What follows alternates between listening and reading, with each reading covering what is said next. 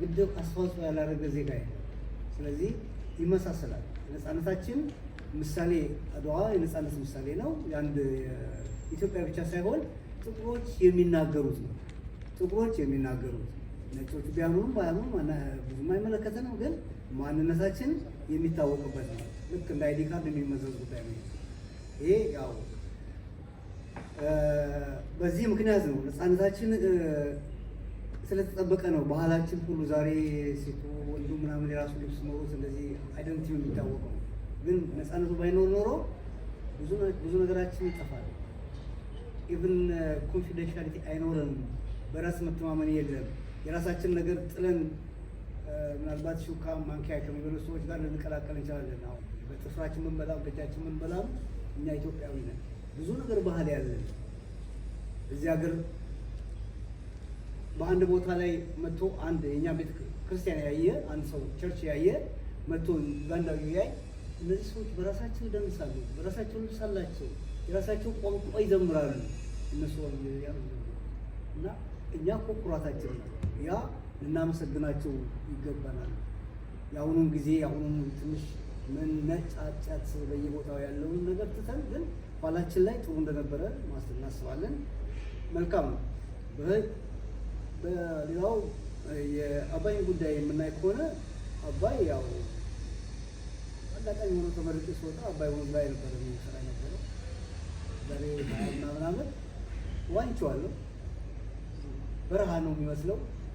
በዚህ ይመጣል ብዬ ገምቼ አላውቅም። ምክንያቱም የኔ አስተሳሰብ የተማርኩት እርሻ ነው። ስለ ትናንሽ ኢሪጌሽን ነበር ገምቴ የነበረው። ግን መንግስት፣ ህዝብ የጀመሩትም መመስገን አለባቸው። ፕሬዚዳንት መለስ ዜናዊ ነበረ እዛን ሲያስጀምር ጥሩ ጥሩ ነገሮች ያደርግ ነበር። ሰዓቱ ለአባይ ሊመሰገን ይገባዋል። ምክንያቱም አንድ ሰው የጀመረውን ሰው ካላመሰገንን የምንጨርሰውን ሰው ብቻ አይደለም። ስለዚህ እናመሰግናቸዋለን የጀመሩትን ሰዎች፣ የጨረሰውን የኢትዮጵያ ህዝብንም እናመሰግናለን። ምክንያቱም አሁን አቅም አለ። ምን እናደርጋለን? መብራታችንን እንሸጣለን ብለን እናወራለን። ምን እናደርጋለን? ከዛ ብዙ የአግሮ ኢንዱስትሪ የሚሆኑ ነገሮች እንሰራበታለን ብለን ሆፓል። እንደዚህ አይነት ይመስለኛል። እንደዚህ አይነት ነገሮች ይኖራሉ። ዝም ብሎ አይደለም። ዝም ብሎ ውሃና መብራት ብቻ አይደለም ጉዳዩ። በጣም ሰፋ ያለ ነገሮች አሉ። ስለዚህ ምን ይታወቃል? ከዛ ኤክስፖርት የምናደርጋቸው ነገሮች በዓለም ዙሪያ ሊደርሱ ይችላሉ። ስለዚህ ብዙ ሆፕ አለ። ስለዚህ የተስፋችን ትንሽ ጭላንጭል ነው በቃ አባይ ማለት ለኛው።